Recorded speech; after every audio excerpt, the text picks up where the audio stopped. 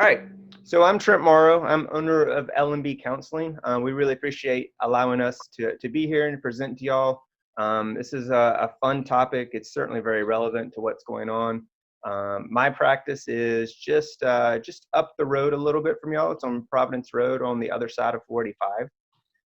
So I'm very familiar with both your schools. I run down there pretty frequently.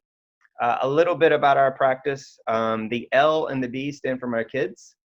We started 10 years ago, so there were 3 and 4. So now my daughter is a freshman at Ardrey Kell High School, and then my son is a 7th grader at Community House Middle School.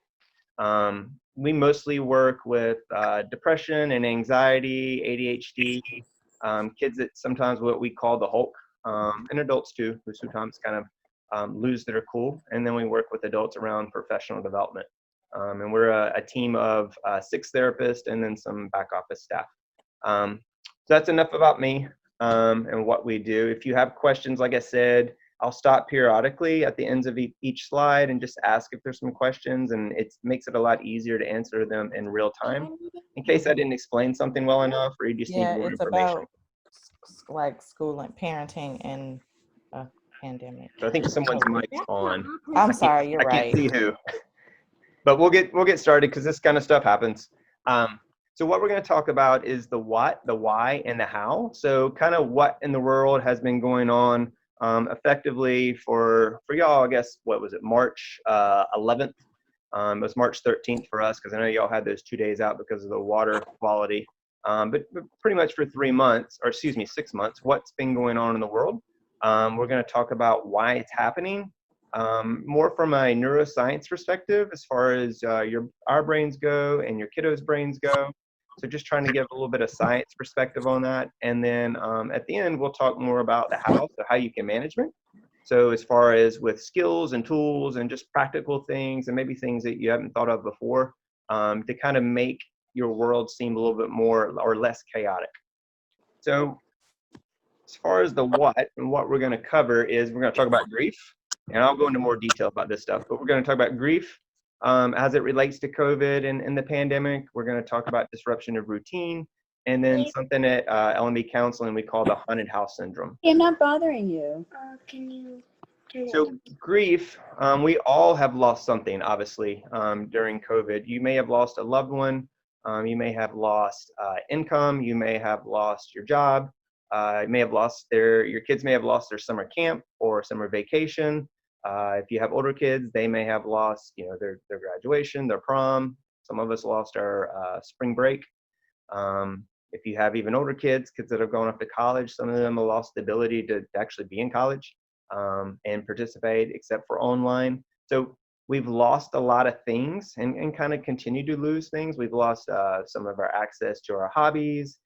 We lost access to the gym, our exercise routine, those kind of things. Kids that maybe were doing band or theater and things like that lost those opportunities and those events. And obviously with grief, you want to think of it in 5 different realms. Don't ever think of it as stages. Like first you feel denial, like a sense of disbelief. I know a lot of us felt that back in March and April, and just kind of getting our head around what's going on, because is this really happening? You're also going to feel anger. You're going to feel sadness, which could be hopelessness or helplessness or worthlessness.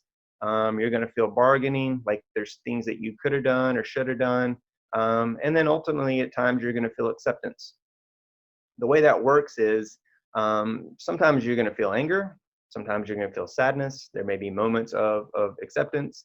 As we move through the kind of the continuum of time, you should be feeling more and more acceptance. The problem with COVID is, and in this kind of pandemic that we've been in, is that we continue to lose things and feel like we're going to lose things. So we never really feel all that grounded that we can get more towards the acceptance. So if you've lost multiple things, in a sense, it's like if you lost multiple pets or loved ones or income, all those things, each one of those is kind of its own grief marker or grief event. And you need to think of it in those terms, because you may be angry about one thing and feel helpless or hopeless about another thing. And if you don't recognize those things, and if they go unresolved, then you kind of get into more of a compounded traumatic grief experience, and then it all kind of runs together and it gets harder to kind of pull apart. So think of it in those terms, because we are certainly experienced it, and we continue to experience it in a lot of ways. Any questions about the grief part? Okay. So obviously we've lost our routine. We, especially in the first couple of months, since everything was shut down and we were on lockdown for the most part. You know, you lost your daily rhythm of getting up, having something to do, something to attend to. You know, kids had lost their rhythm of going to school, participating in school. It was all virtual, and there was a couple hours, but there wasn't any real rhythm to the day. And that's why you would hear a lot of people say, and we saw this in the practice, you'd ask them what day of the week it was, and they'd be off a day or two. We lost the markers. You know, if you go to church on Sundays, then you knew the next day was Monday. You lost the rhythm and the marker of what day your special was on. Was it A day? Was it B day for some of your middle school and high school kids? We lost our access to having that rhythm, having that routine, and we are rhythmic people. The human species is a very rhythmic species. The reason for that is when we get into a rhythm, we can automate. We can start doing things as more reflexive and push it off and spend more time doing the hard things. So for your elementary school kids, you know, you learn how to write, how to hold a pencil, and over time, you don't have to think about how to do that. You just now think about what you're going to write or how you're going to write it, and then it continually progresses.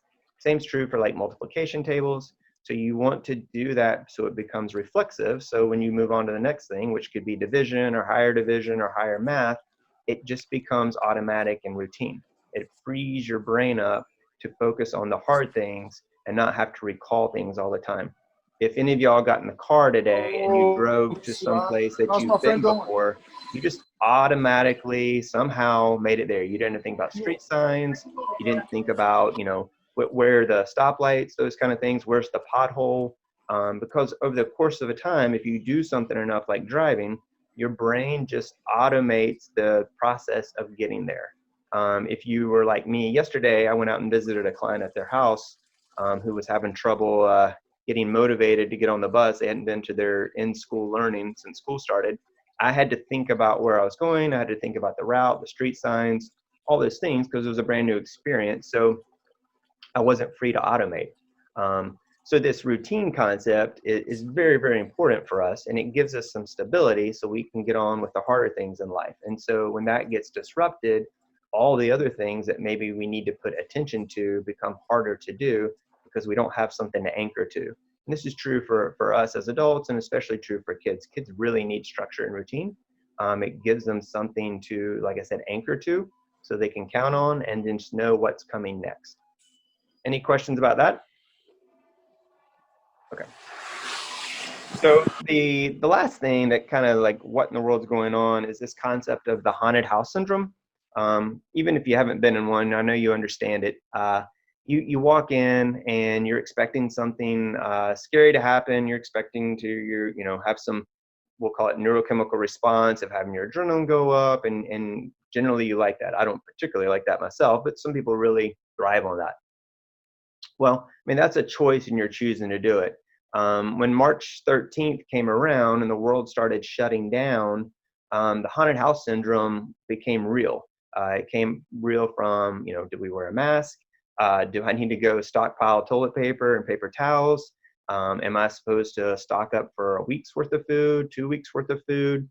And so you were seeing a lot of different kind of animalistic behaviors of when there was scarcity of resources, people started panicking. And so you felt like you're in this haunted house syndrome because your stability, the things that you could count on, which is go to the store and get a roll of toilet paper, had been impacted.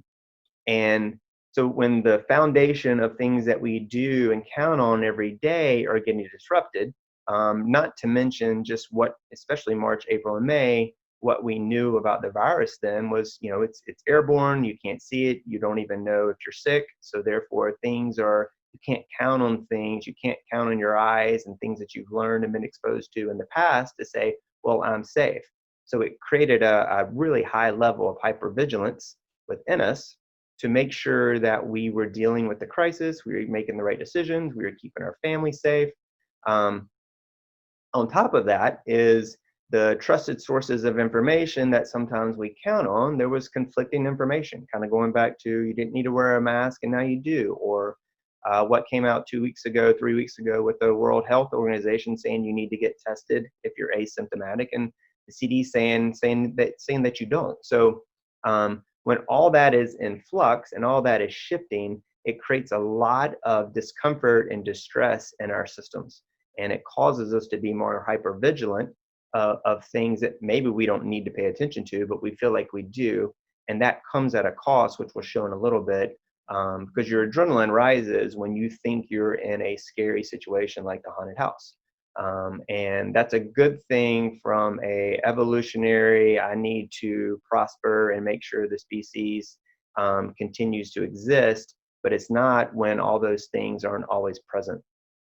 Any questions about the haunted house syndrome? Okay. So we talked about the why, or excuse me, the what.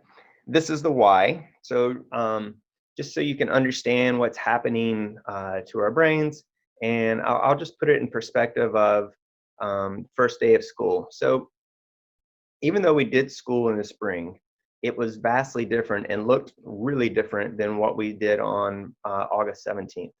So from a wiring perspective, the brain is always wiring, it's always learning. Your kids have a lot more space in their brain. It's called neuroplasticity, but we'll call it Play-Doh. The Play-Doh is very soft, it's very malleable, and so it's constantly learning, constantly wiring to the environment around it, to what it's being exposed to. And so that's a good thing. As you get older, age 25 roughly, that Play-Doh becomes harder. And not that you stop learning or stop wiring, it just takes more focus and emphasis and energy to change some of the wiring that has been set during your formative years. So we are constantly wiring, and so we didn't have the wiring on August 17th necessarily. Even though we could conceptually understand what we were doing, we had not experienced that online learning of everyone getting on NC Cloud and Canvas at one time and crashing the servers. And what do we do? What's the workaround? For y'all who are in Union County, obviously, first day of school, for if you fell between the A and the F's, maybe you went to school the first day. So it was a very different day wiring wise, talking to some of the kids that we see in the practice of, walking down the hall in a very specific way, wearing a mask throughout the day, the way that you're doing the lunchroom, all these things, they had no wiring for it. And administrators, teachers, counselors too, conceptually you knew what we wanted to do, but until you do it, it's hard to have that experience for the brain to truly wire. And so the cool part that, and this is true of anything, what has happened, because this is week 6, that wiring has taken hold. People have gotten a routine, they've gotten into the flow, they want to know what their day is. They know how to learn through Zoom. They know what to do if their server crashes or the Wi-Fi goes out or whatever the case may be. They're more adept to it, and it's causing less stress than it did, let's say, on August 17th, when they had no experiences to what was coming and how to work around those problems. So the cool part is that I know y'all are going to start back with 2 days a week next week, and for my kids here at Charlotte Mech, we're going to roll out at different times. There'll be some adjustment, but since y'all have already been in school, that adjustment, that wiring already has something to anchor to. So the adjustment won't be as profound as, let's say, CMS kids that haven't been in school at all and are going to start going back in a couple weeks. So that wiring allows us to automate and allows us to learn and focus on the hard things instead of thinking, what's going to happen, what's next. So it's very helpful. It's the reason why in elementary school they plaster stuff all over the wall as far as what day of the week is your special, when are you going to go to the bathroom, when is circle time, when is recess, when is school over. This is what we're doing during this task. All that allows a kid just to be able to, and adults too, but just to be able to pay attention to the thing that's important and not wonder about all these other things. And so all they have to do is use a reference, something on the wall or writing, to let them know that they can handle this stressor. So the other idea um, from a neurologic or a neuroscience perspective is our brain is constantly looking for these cues of duration, pathway, and outcome. It's the reason why the pilot will come on and tell you, all right, we're expecting to land at this time, and they'll come in and give you an update and say, well, we've hit some turbulence, it may take a little longer, or we're just waiting to get to our gate. It's the same reason your kids say, when's dinner? How long's the trip? When will we be there? Our minds are constantly searching for this cue of how long is this challenge going to be. The pathway is the things that you're going to do to complete the task, whatever that may be. It may be like in school, the teacher will say, here's what we're doing. Here's the writing prompt, or here's your, get started work. And you know that you're going to do it for 20 minutes, and these are the questions you need to answer. And the outcome for that in that matter is that you've just completed the assignment. What happened during the pandemic, and is continuing to happen, is something that our brain needs to anchor from duration, pathway, and outcome. The duration and the outcome have been significantly impacted. We don't know, whatever you think or whatever you kind of assigning duration to, we don't know how long we're going to continue to learn this way. For CMS, we didn't know when we were going to go back to school until 2 weeks ago. We don't know how long it's going to take to get a vaccine. There's a lot of things that we don't know that would make what we're experiencing right now a lot easier. If we just knew that come January 1st, this thing's going to disappear, and we can go back to maybe the ways that we were, or we're even going to be able to continue to learn the way that we're learning now. I think that would help, but we can't predict those things. So duration has been significantly impacted by the pandemic. The outcome obviously has also been significantly impacted. It becomes, what does the outcome look like? Does that mean that we have a vaccine? Does it mean that we're all in learning all day and all of the students at once? There's different outcomes, and people have different ideas about those outcomes. But fundamentally, the pandemic has come in and messed with that just natural system that our brain uses to make sense of the world. And it's caused a lot of upheaval internally and emotionally for ourselves. Any questions about that? Okay. So I put the lion chasing the gazelle down here, or antelope. I never know which one it is. But our brains, in a lot of ways, act like a lot of the animal species. So when the antelope's getting chased, it sends off a signal very quickly, nanoseconds, that hey, there's a problem, and all non-essential resources get cut off. So things like hair growing, fingernails, things that are not built upon survival get shut off, and everything gets diverted to these major muscle groups, lung capacity, blood flow, so it can outrun the lion. That's how the antelope species has continued to evolve, recognizing these cues, recognizing a rustle in the grass, and saying there's a problem, and then it takes off. As soon as that experience is over, it will go back down to baseline, just like it was before it started getting chased. That way it can recover very quickly, and if it gets chased again, it will do the same thing and ramp back up. So it's very functional from evolutionary perspective of, you jump high, and then you chill out, and then you jump high and chill out as many times as you need to if you're going to get chased. Well, the human species, the human brain, does not do that. We're so evolved, and going back to that wiring, that even though the crisis may be over, our brain is still stuck in, well, we need to figure this out. We need to make sure this has happened again. I need to make sure I understood all the clues before it was coming. That way I'll be better prepared next time. And so we stay in a more hypervigilance, or higher hypervigilant state than we would of most species in the animal kingdom. That can be good from a learning perspective, if we're trying to problem solve and make sure that we don't kind of go down a rabbit hole that we didn't need to go down to. But during COVID, we have been in a much hypervigilant state, for the last 6 months, because of some of these things that we've talked about before. Going back to the summer, when the school systems announced what they were doing, there was a great deal of hypervigilance of, how am I going to work and also teach my kids? Do I need to get tutoring? There was, a strong exodus towards private schools because they announced that they were going to do in-person learning. And so their admissions and acceptance rates got skyrocketed because of that. And so there was a lot of vigilance and energy spent on how do we manage this situation when August 17th rolls around. And so that's a very productive thing. And when that was settled, when you figured it out, and hopefully you did by now, then some of that part would pass. And then, so what happens is if there's other things that are going on, like we talked about with that haunted house syndrome. So every time there's like something new that's introduced that could be a potential problem for us, or more on a macro level for maybe our county or our state or our government, it kind of raises that vigilance back up. And since we're already kind of cooking, we use this idea of emotional temperature, 1 to 10. 10's really bad. 1's just everything's fine. Since we're already cooking at a little higher emotional temperature than we normally would, say like a 2 or a 3 or 4, Can you take these cleats out and help me? very much to go above. When we start getting up into 7, 8, and 9 on the emotional temperature meter, it's a really bad place to be. And so it doesn't take much for us to get back up there to the top.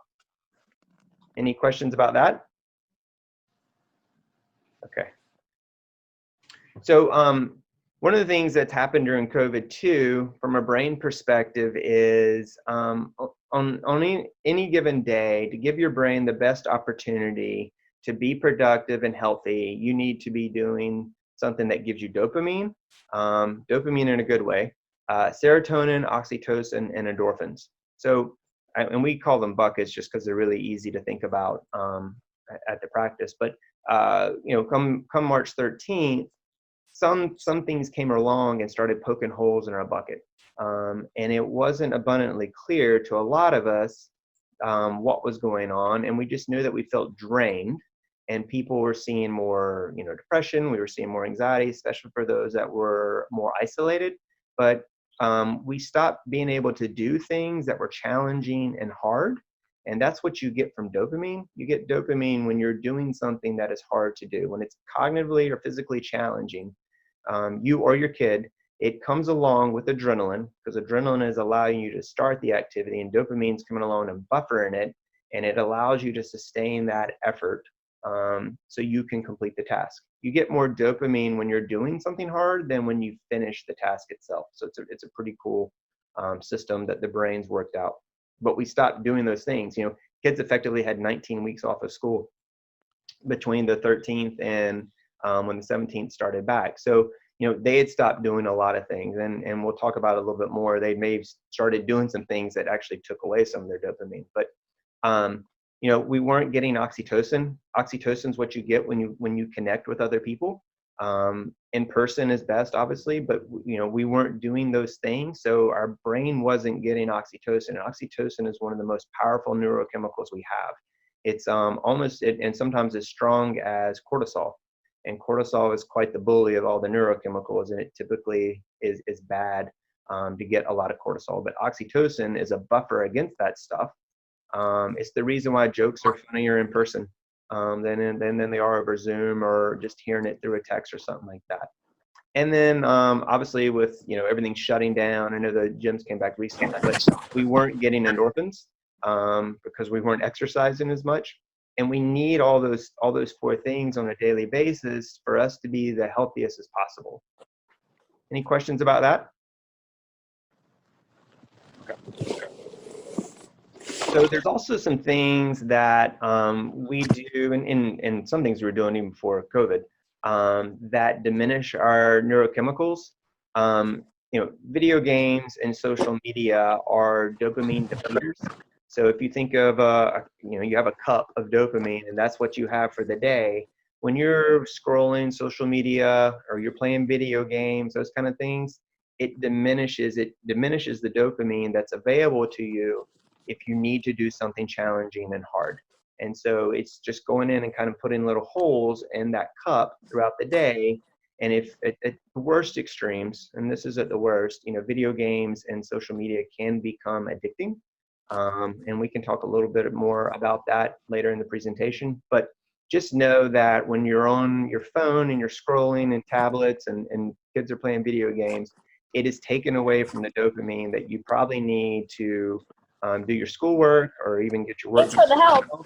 Or even you think about when school's over and now it's time to do homework. If you've been depleting your dopamine throughout the day, it's going to be harder to get that work done. Obviously, like we talked about, our social contact's been taken away or reduced. Even when we, especially in the beginning, when we were doing Zoom and maybe not seeing each other in person like we are now, a lot happens, and I'm sure y'all have heard this, but like Zoom fatigue. Some of that is just because you're staring at screens, but most of that is we are nonverbal communicators. Over 50% of it's nonverbal communication.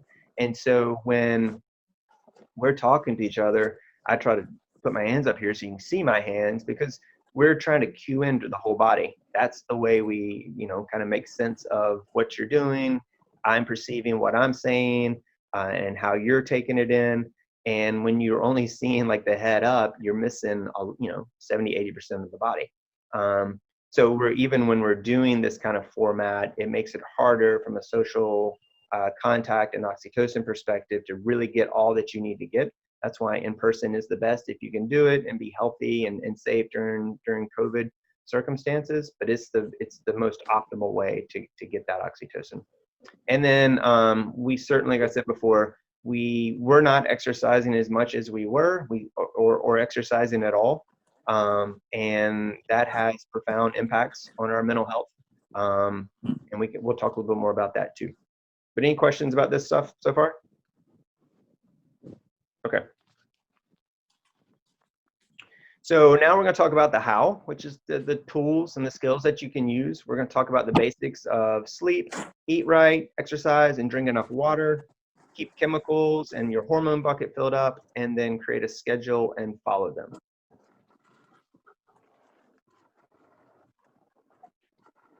So generally speaking, elementary school kids need between 9 and 11 hours of sleep a night. Your teenagers, if you have tweens and teenagers, they need somewhere between 8 and 10. You as an adult need around 7 to 8. There are there are people that need more. There's some people that need 10, and there's some people that can get by on 6. They're few and far between. There's not a lot of people. So if you hear a lot of people saying that, more than likely they are not the person. But certainly kids will tell you that. But you just generally speaking, that's about the time. You need 9 to 11 for elementary school age, and you need 8 to 10 for your tweens and teenagers. We conceptualize things, once again, as buckets. So you want to think of sleep as 56 hours of sleep in one bucket. You're going to need to account for that if you've got the kids that we just talked about. 56 hours of work and school, and 56 hours of free time. So most kids are not going to spend 56 hours on school. There's some kids that I work with that are taking IB and AP, and even some of my college students that I work with that are doing more than 56 hours of school and work. And so they're getting out of whack because they're pulling from other places, sometimes free time, sometimes sleep. And sleep is the most important thing you can do for yourself and for your children. It is the foundation that all the other things will be built upon. It only takes about 21 minutes less sleep than you should get to start experiencing cognitive decline. And so it's responsible for our immune system, our psychopathology, which means our depression, our anxiety, our irritability. It certainly impacts our ability to problem solve and do cognitive tasks. And it is linked to, if you have poor sleep, your cells undergo a metamorphosis where the fat storage is bolstered, which leads to more opportunities for overweight and obesity. So it is super important. We're going to talk about some ways just to kind of manage it and make good decisions about it. But fundamentally, it's the most important thing you can do on a daily basis. One of the things they've discovered over the last couple of years is that your brain is putting off about 20% of the daily calories your body burns, although it's only about 2% of the body mass. And so it's got huge metabolic calorie buildup. And the only way for it to discharge that buildup, that trash is what we call it, is for you to sleep. So for instance, if you're supposed to get 8 hours and you only get 6, well, now that's 2 hours of trash that has been left behind that will have to be dealt with the next day, along with anything else that it's going to accumulate. And so that's why people that don't get enough sleep have trouble with cognitive tasks, reasoning skills, logical, they're more irritable because that trash is impacting. On a longitudinal way, what they found out is that trash turns into plaque, and that plaque starts attaching itself to pathways, and that's what's leading to dementia and Alzheimer's. If you have poor sleep habits that are kind of constant, your impact and chances of having dementia and Alzheimer's are raised significantly because you're not flowing that trash out on a daily Guys, basis. this podcast that you're this Another thing that's important to teachers do have set is parents obviously to listen eat It's the talking right about kind of how diet. important the most You important want thing to eat is in the sleep. morning, understand? and you want to have breakfast. Mr. I know kids, especially Trent. teenagers. Trent, I'm just going to interrupt for a moment. Okay. Someone has their camera or their voice just not muted. I think, Gabby, can you just make sure you mute? Oops, sorry. No problem. Okay, I thanks. was reiterating points. It's really important to eat and eat in the morning. I know it's a fight sometimes with your teenagers and your tweens, but what happens is, just from a metabolic standpoint, is when you eat in the morning, your body kicks into gear, and all the systems that need to be working over the course of the day, mostly, your brain, is able to run at full capacity. If you don't, it goes into hibernation mode, and so those systems are running on a delay, waiting for the signal that they're going to get calories so they can kick off. So the longer you wait to eat, the less likely it is that your brain and your body is going to function at a level that it needs to. So really important to eat in the morning. Of course, eat lunch and dinner. Eat a balanced diet. You want to drink plenty of water. I think all those kind of things go without saying. It's just during COVID, I think people have gotten out of their normal routine and have developed some bad habits. And so this is just another reminder of things that you need to do on a daily basis that gives your body and your brain the best chance to manage all this stuff, because you want to create as many buffers as you can so you can handle the stress that comes from being at home all day, teaching, also maybe doing your job or caretaking, all the things that are happening on a daily basis. They're just magnified. And so you just want to reinforce all these different systems that work really, really well in our body by giving them the right nutrients and doing the right things. Exercise, you need to get your heart rate up as much as possible on a daily basis, even if it's for 5 or 10 minutes. We don't want to be static. And I think during the last 6 months, we've been very static. We obviously are sitting a lot longer. I've got a lot of buddies that are working from home, and productivity has gone up. Part of the problem is that their markers for going to work, the things that they do kind of in and out of work and then going home, they haven't really put up the boundaries. And so maybe sometimes they're still working at 7, 8, 9.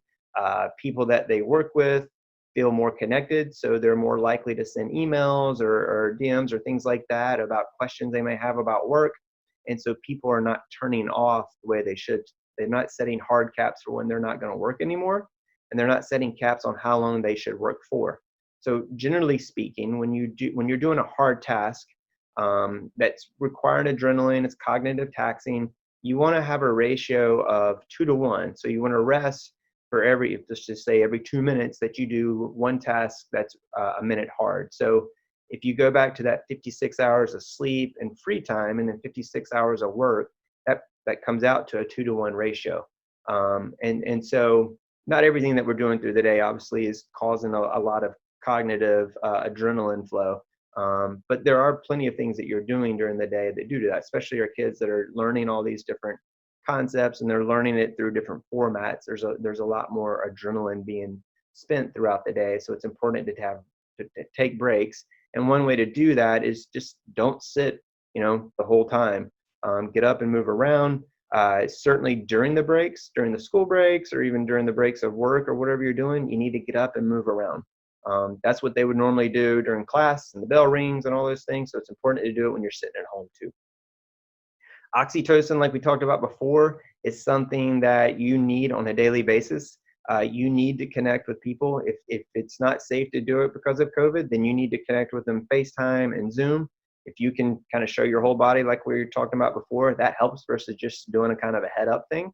But if you can be around people, and even if you're, touch, hug, those kind of things, that's the best thing for your brain. It's so vital. And it's like what I was saying before, it's the reason why a lot of people, especially ones that were living alone, saw their depression and anxiety rise threefold during this time. Any questions about this right now? Okay. So this is something I know y'all are doing. I've seen a lot of cool examples of this, but just a reminder that kids especially thrive on structure and schedule. And it's the reason why all that stuff's in the elementary schools about how things are going, when things are going to happen. It allows them to attend to the things that they need to attend to and not wonder, when is recess. You can get very detailed with it. You can write down, what you're going to have for dinner. So they're not even wondering that. And what's going to happen on the weekends. You can have them participate in the schedule, what they think, how the schedule should look, especially on the weekends and when they have some free time. Because what's happened is, and this was before COVID, our attention span's about 6 seconds, which is lower than a goldfish. So every 6 seconds, something's popping in your head, a thought. It could be anything. It could be what's for dinner. And you have to either attend to it or dismiss it. And so if you have something down, a schedule, it's on the fridge, it's next to them in the room, it's already in the rooms, the school rooms, it allows them to quickly dismiss that thought and get back to the task that they need to get back to.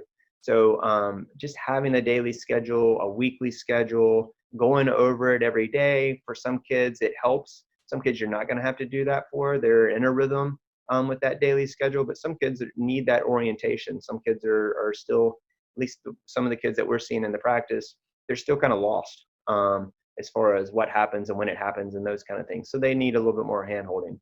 And so a schedule is a nice way to do that. So, and obviously if you get off track, it's important just to say, hey, I'm going to get back on track. The next block, I'll get back on track. I'll get with it. I'll do what I need to do. Any questions about that, about the schedule? Okay. So something I was talking about before is the emotional temperature, 1 to 10. 10 is bad. 10 is what we call the Hulk at the practice, especially with our young kids and teenagers, because they just resonate with, the Hulk is doing things and saying things that would not normally do otherwise. And 1 is good and chill. Now, bear in mind that when we are going to do something hard, something that is going to be adrenaline filled, we have tension and stress around that. And stress is not a dirty word. It's a good word. And it gets us into movement and it gets us into practice of doing hard things. But you want to have that tension and stress managed, So if you're operating around a 4 or a 5 or a 6, that's okay.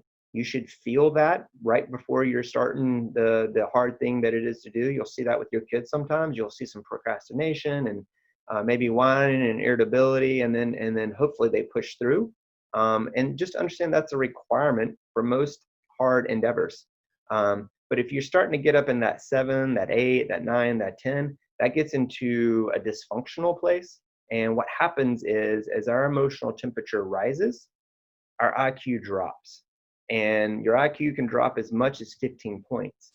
That's very significant, especially for your kids that are in elementary school. You may be at some point, they may be processing more like a preschooler. And it's true for adults too. When people say things they didn't mean or do things they didn't mean, because they're in that really heightened state. So one trick that we encourage people to do, if you're not great at this, and we're not necessarily taught this, so we're not insightful enough a lot of times just to think, where am I, is put some alarms in your phone. And, maybe when you wake up, maybe around lunch, maybe around dinner, maybe around bedtime, and just have a 5-second conversation of like, what is my number? And that will give you insight into, do you need to do something to get that number down, or everything's good and it's right where it should be given the situation? You can do it with your kids too, with educating them a little bit and just practice, what is your number? The big dysregulators are anger, sadness, excitement, and worry. And other things kind of fit in that bucket, but those are the ones that can really mess with that emotional meter. So it's an easy, low cost task that you can use just to kind of figure out where you're at and help kind of figure out where your kids are too. Any questions about that? Okay. So this is the last slide. It's got a lot of information on it, so just take a couple minutes to go through. We do something at L&B Counseling. We started doing it during the pandemic. It's called Behind the Door series. It's a way for us just to share what we do when you go behind the door as a client, or if you're a caregiver, when your kid goes behind the door. And it's on the website. It's free to access, but essentially the first two Behind the Door series were this decision tree and then something we call the shoulder technique. And they're just techniques tools that you can use to help you conceptualize your emotions and help your kids conceptualize your emotions, because a lot of times emotions are misaligned based upon our perception of something. But then we start acting upon it, and maybe acting upon it and with bad information, because it goes back to our prefrontal cortex, our computer being compromised. So this is just I'm not going to go in great detail because it's already on the website and you can watch it. But it just tells you what to do if you feel angry, sad, and excited. You're going to do something different than you would with worry and anxiety. The way we define worry at the practice is worry is fear with facts, and anxiety is fear without facts. So for instance, one of my clients had anxiety. He developed anxiety because he watched a lot of weather. He really liked weather, and he began to associate clouds with lightning. And so lightning he associated with death, because he would look up stories about people that have been struck by lightning. And so anytime there was a cloud in the sky, he would not go outside. So we had fear without facts. And so he modified his behavior to never go outside when there were clouds. Whether worry is, all right, there's lightning in the area, we can see it on the radar, so there's some facts that support our fear that we shouldn't go outside. So we just use something called the shoulder technique to kind of help separate the two, and then learn how to attack anxiety and then pay attention to worry. We talked a little bit about the screen time to eliminate dopamine exhaustion. I'm not going to go in great detail just to be respectful of time, but just understand that screen time is the big ones are social media and video games. They have what's called a variable reward system. It's kind of like pulling a slot machine and thinking that you have, if you try hard enough, learn enough about it, you will have an impact on the outcome of that slot machine hitting or not. And so you believe you can, through your cognitive learning, continue to evolve and get better at pulling a slot machine. So it's really sophisticated for the social media companies, the video game companies. They've kind of targeted that animalistic instinct to want to get a reward and want to get a reward. And they've kind of bypassed the computer part of your brain to be able to reason, well, I shouldn't do that. This is, taking too much of my time. And so it on any level, but it's certainly at its worst, it's going in and just hijacking your dopamine. And so that, like we said before, there's not much left over to do the hard stuff, because most things in life through the course of history of development of our species it's taken time. It's always taken time to do things. And now in the last 10, 15 years, there's less time, or not less time, it's taken less time to get those rewards. And so it's just getting hijacked. And so we want to do the quick thing rather than the thing that maybe take a little longer. And remember, when we do the thing that takes a little longer, we get more dopamine. We just don't get as much of it like we would if we're doing social media or getting a like or playing a video game and doing well. One of the things that's really important, especially for your when you're having your at-home days or for yourself, is to take breaks. So the eyes are an extension of the brain. And their job is to filter light, is to tell you if it's light outside. So we shouldn't have melatonin, or it's getting dark and we should have melatonin. And it's making sense of all these things so it can send it to the brain can store it and then make decisions about it in the future, whether it's a black snake or a copperhead, those kind of things. So when you are doing something like this, your eye is hyper focused on the activity. And so that's a good thing if you're trying to learn and need to get the information. It's a bad thing when you don't. So I'll pick up my phone here for a second, but when you go from class and let's say you have your break and then you pick up your phone and you start scrolling, all you've done is traded off one task that's hyper focused for another task. And so your adrenaline switch never turns off. And so if you do that throughout the day, it goes back to what we've talked about, you have less of the things that you need to be able to perform the tasks you really should be performing. So one thing you can do is instead of doing something hyper focused, I would recommend if you can go outside, the better. But if you can't, like right now, I've got a window to my right here, is during those breaks, get up. And so just a general rule, 20, 20, 20. So for every 20 minutes of doing that hard cognitive adrenaline task, you want to take 20 seconds off and look out 20 feet.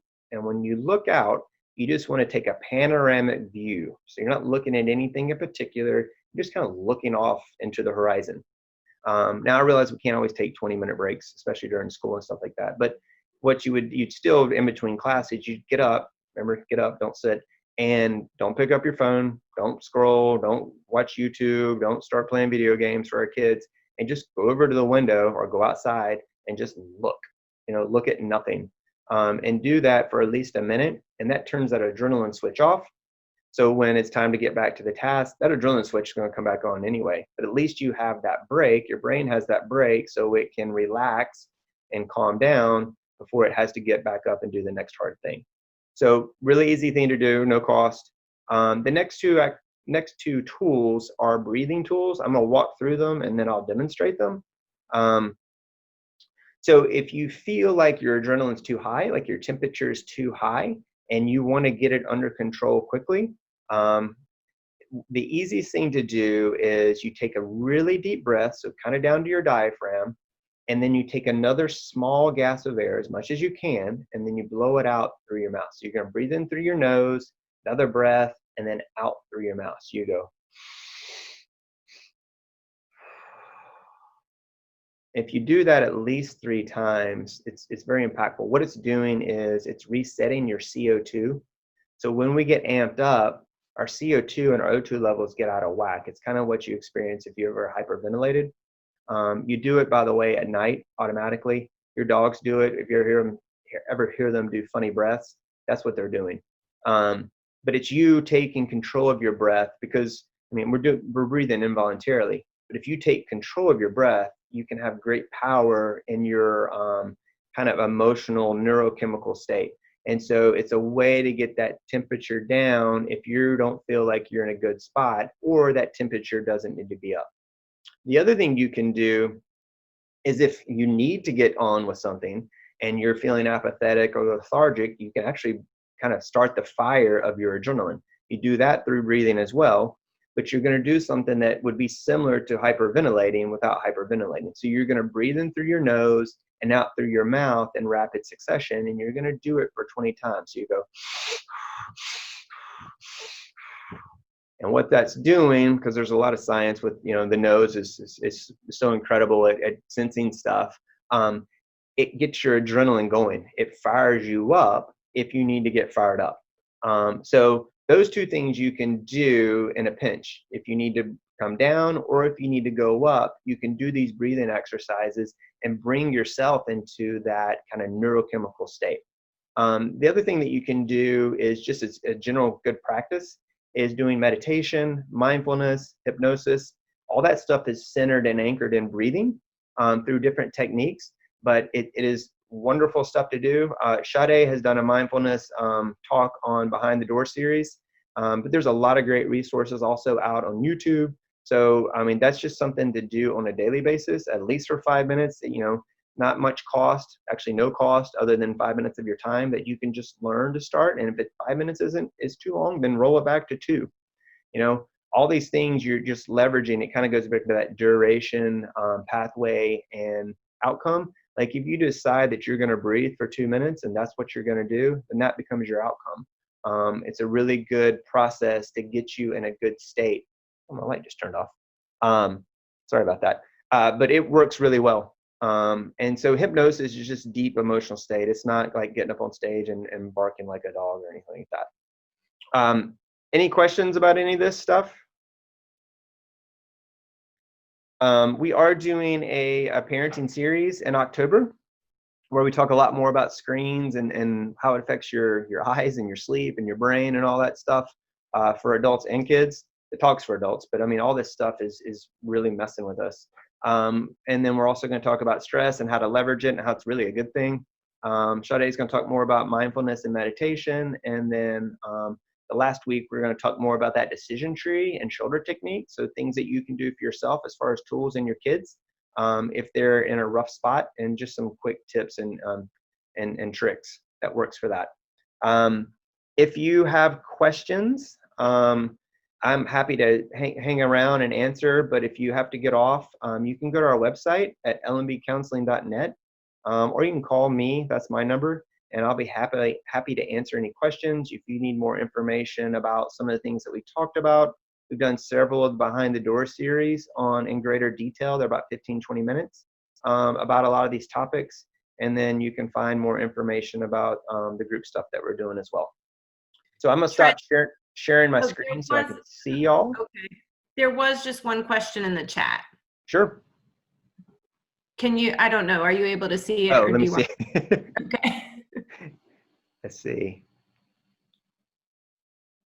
So yeah, so I'll clarify screen time. I mean, there's a couple things that impact the brain and sleep when it comes to screen time. Is sometimes it's the total amount of screen time. It's really what you're doing with that screen time. So we know that social media and playing video games prior to bed is a horrible idea. You generally need an hour of rest, brain rest, before you go to sleep. So you need to be off those things. Screen time of like doing RAS kids or doing schoolwork, and I know this will disappoint a lot of us, but we're not getting the same dopamine from doing ELA and math that we are from playing a video game or playing on Twitter or any of the other social medias, Snapchat, things like that. So that's not going to be impactful. It is important to take breaks. It's important to take breaks with your eyes and move away, things like that.